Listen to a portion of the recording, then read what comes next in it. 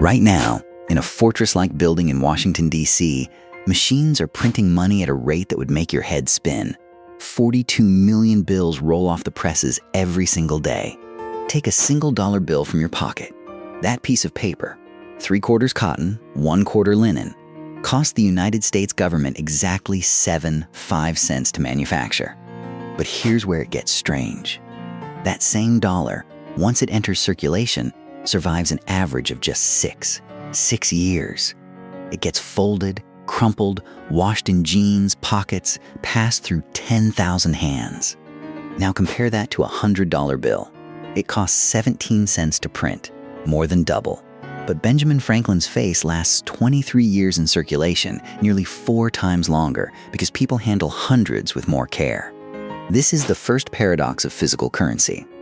The more valuable the note, the longer it lasts, the cheaper it becomes per year of use. 100 costs 0, 7 cents per year. But physical bills are just the visible tip of an enormous iceberg. In 2023, there were roughly $3 trillion in physical U.S. currency circulating worldwide. That sounds like an incomprehensible amount. The rest, 97% of all dollars, exists only as numbers in computer systems. No paper, no ink, no printing press. When a bank makes a loan, it doesn't count out bills from a vault.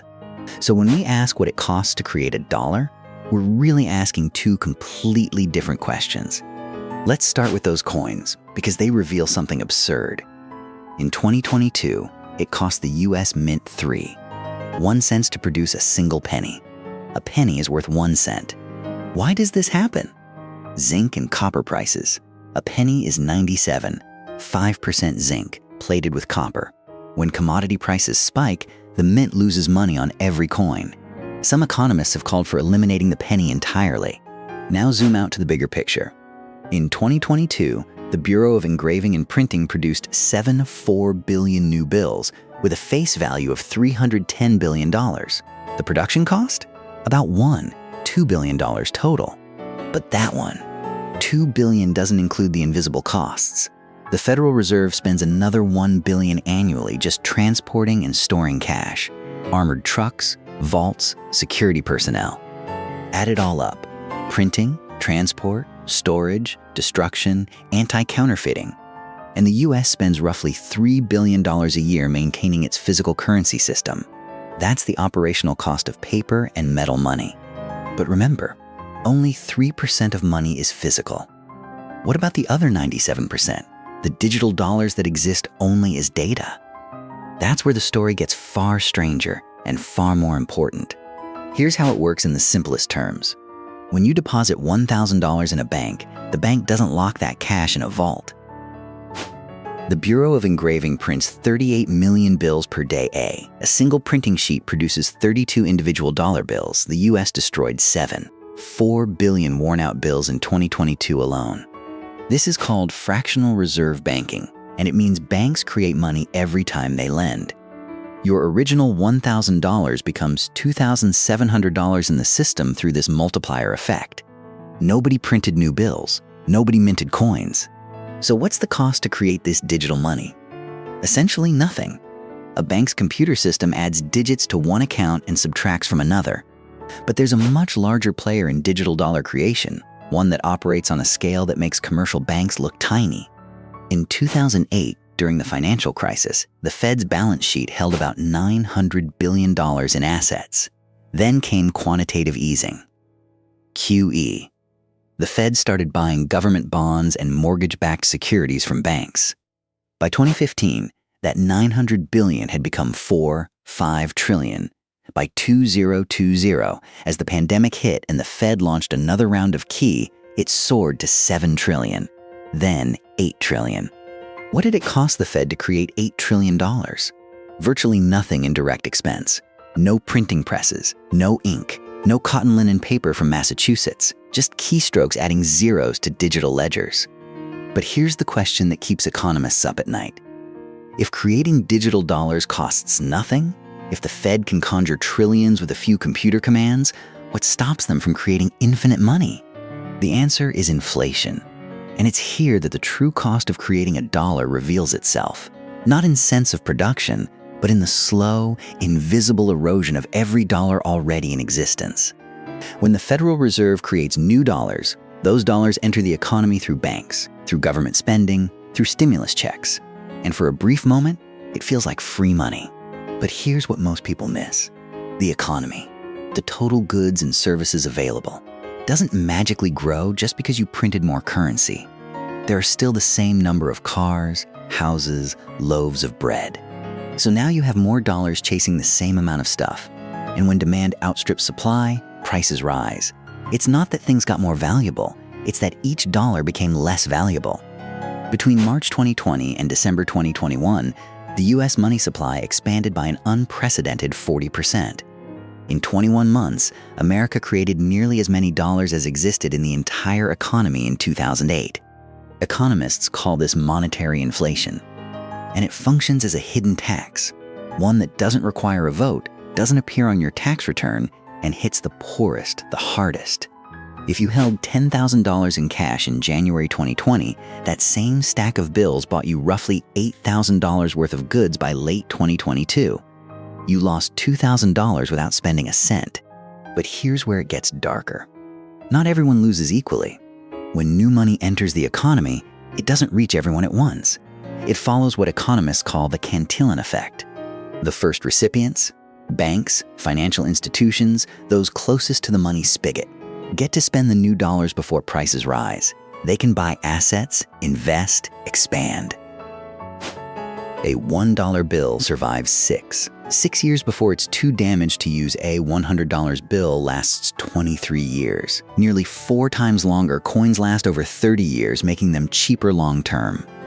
This is why, during the pandemic money creation spree, billionaire wealth surged by 70% while the median American struggled with rising grocery bills and stagnant wages. Money printing, in other words, is a redistribution mechanism. It transfers wealth from savers to debtors, from wage earners to asset owners, from the bottom to the top.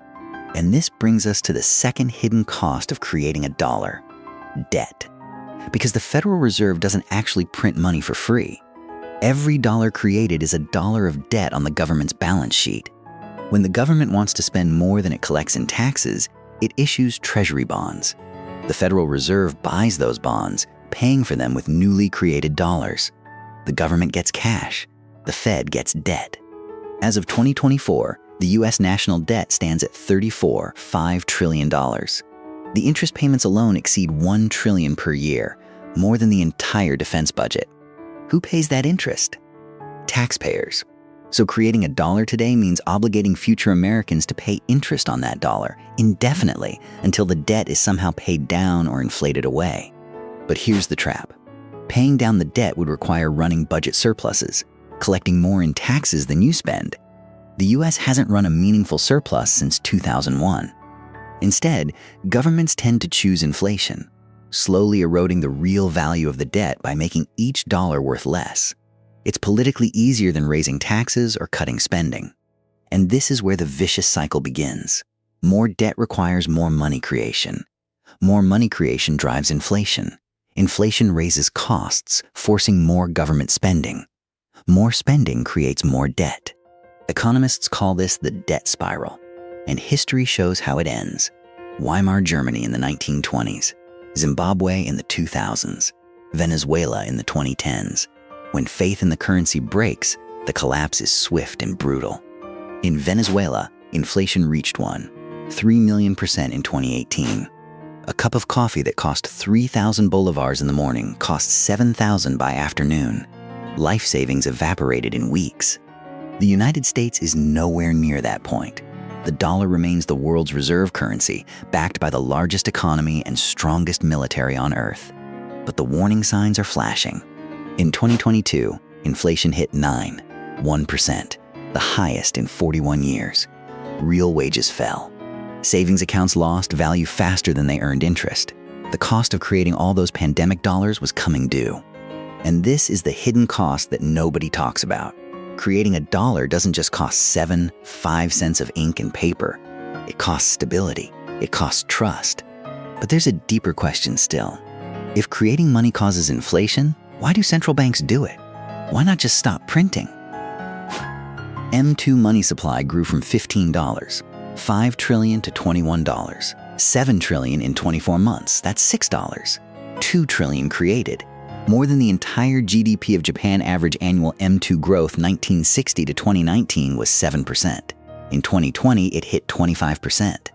The story gets dark. The Federal Reserve isn't trying to cause inflation.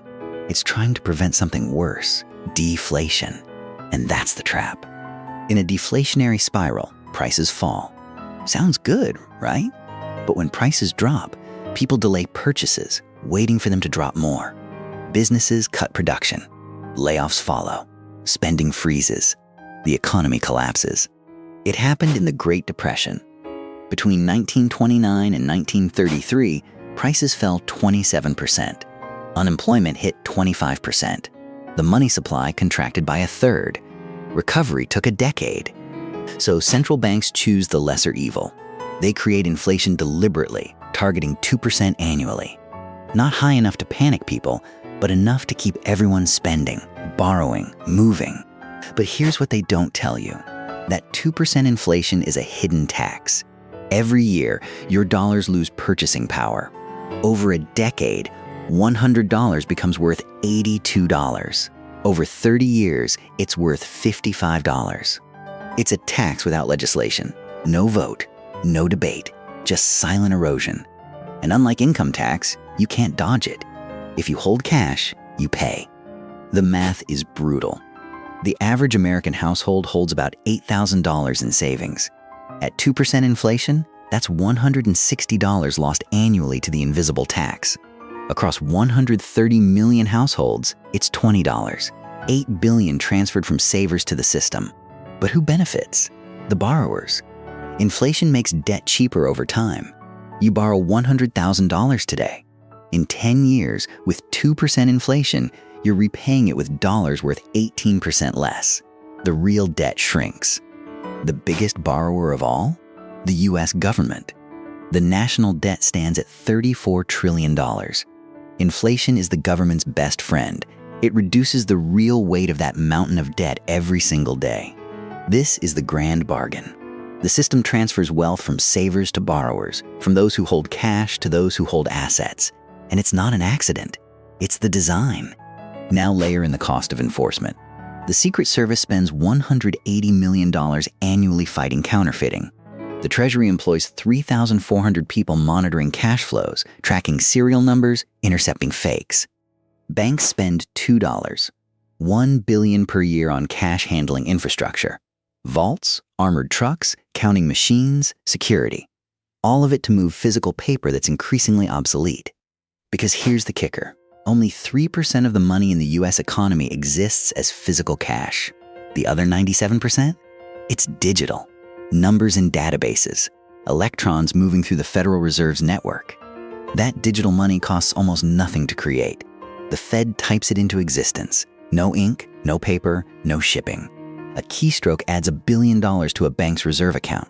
Creation cost? Effectively zero. But here's where the real cost explodes. When the Fed creates that digital money, it doesn't give it away. It loans it. And every loan creates debt. The money supply and the debt supply grow in lockstep. A $100 grocery bill in January 2020 cost $120 by December 2022. Real wages fell too. 6% in 2021 despite nominal pay increases. Housing prices surged 40% nationally as new money chased fixed supply.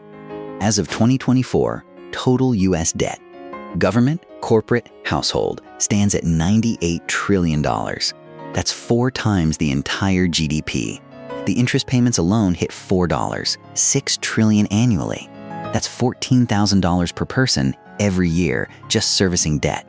This is the hidden cost that dwarfs all others. The money system doesn't just cost 5 cents per bill. It costs a perpetual interest payment, a forever tax, a structural drain that never ends. And it accelerates. In 1990, the M2 money supply, cash plus bank deposits, was $3, $3 trillion. By 2024, it's $21, $1 trillion. A 540% increase. The debt grew even faster. The more money created, the more debt created. And the more debt, the more interest. It's a compounding spiral with no exit. The system runs on expansion. Stop expanding, and it collapses under its own weight. Consider this. The US government paid $659 billion in interest on the national debt in 2023. That's more than the entire defense budget. More than all spending on education, infrastructure, and science combined. That interest doesn't buy roads or schools or security. It buys nothing. It's pure rent on the privilege of having money in the system. And the landlord? The bondholders, the banks, the wealthy who lend to the government. This is the upward redistribution built into the architecture. The government borrows from those with money, pays them interest collected from everyone through taxes and inflation, and the cycle repeats. Wealth flows upward, always. And it's global. The dollar isn't just America's currency. It's the world's reserve currency. 88% of all foreign exchange transactions use dollars. Other nations hold $7 trillion in US debt, stabilize their own currencies. This is called exorbitant privilege. Because the world runs on dollars, America can borrow at lower rates than any other nation. That privilege is worth an estimated $300 billion per year in savings. When other countries need dollars for trade, they buy US Treasury bonds. That creates constant demand for American debt. It's why the US can run massive deficits year after year without facing a crisis. But this system has a hidden cost. To keep the world supplied with dollars, the Federal Reserve must expand the money supply constantly. In 2020 alone, the Fed created $3 trillion in new money to fight the pandemic recession. That's 200 times the physical printing cost. And it was done with keystrokes, not printing presses. This is the real cost of creating a dollar. Not 5 cents, not even the $1, $2 billion in printing. It's the dilution of every dollar already in existence. The paradox is brutal. Physical dollars cost pennies, but expanding the money supply to maintain global dominance erodes purchasing power at home. Every new dollar created makes your existing dollars worth slightly less. Since 1913, when the Federal Reserve was created, the dollar has lost 96% of its purchasing power. What cost $1 then costs $30 today. That's not the cost of production. Yet the dollar remains king. No other currency comes close. The euro, the yuan, the pound, all pale next to dollar dominance. 62% of global central bank reserves are dollars. US national debt grows by $78,000 every single second. Interest payments alone consumed $659 billion in 2023. The Fed has expanded money supply by 620% since 1990. This gives the US enormous geopolitical leverage. Want to punish a rogue nation? Cut them off from dollar transactions. Russia, Iran, North Korea, all have felt the sting of being excluded from the dollar system. But challengers are emerging. China's digital yuan launched in 2020. It's the world's first major central bank digital currency. The Federal Reserve is now exploring a digital dollar, a Fed-issued cryptocurrency that would exist only on ledgers, no physical cash, instant settlement, no printing costs, total traceability. Privacy advocates call it surveillance money. Every purchase recorded, every payment tracked. The cost of creating a digital dollar? Nearly zero. The cost of losing financial privacy? Incalculable. Meanwhile, Bitcoin and other cryptocurrencies offer an alternative. No central authority, no printing press, no government control. Bitcoin's supply is capped at 21 million coins forever, mathematically impossible to inflate. It's the opposite of the dollar system. Critics call it too volatile, too slow, too speculative. But supporters see it as the only money you truly own. Not issued by a government, not controlled by a bank. The war over the future of money is just beginning. Will central bank digital currencies dominate? Will the dollar maintain its 80-year reign? Or will decentralized cryptocurrencies shatter the old system entirely? What's certain is this: the cost of creating a dollar has never been just about ink and paper. It's about power. The power to control the global economy, to dictate trade, to reward allies and punish enemies. The Bureau of Engraving spends $1, $2 billion a year printing 28 million notes a day. That's the visible cost. But the invisible cost: monetary expansion, inflation, the erosion of purchasing power. That runs into the trillions. Only 8% of all dollars now exist as physical cash. The rest? Digital entries in bank computers. The Federal Reserve's FedWire system processes 600,000 transactions daily, $4 trillion in value moving at the speed of light. So when you hold a dollar bill, you're holding the tip of an iceberg. The true cost of a dollar isn't measured in cents. That belief is the most expensive thing America produces. And as long as the world believes in the dollar, the United States will remain the architect of global finance, 1 7 5-cent bill at a time. The printing press hums on in Fort Worth and Washington. The Federal Reserve watches the balance sheets. Because in the end, the cost of creating a dollar is whatever we agree it is. And that agreement, fragile, powerful, utterly intangible, is what keeps the whole system alive.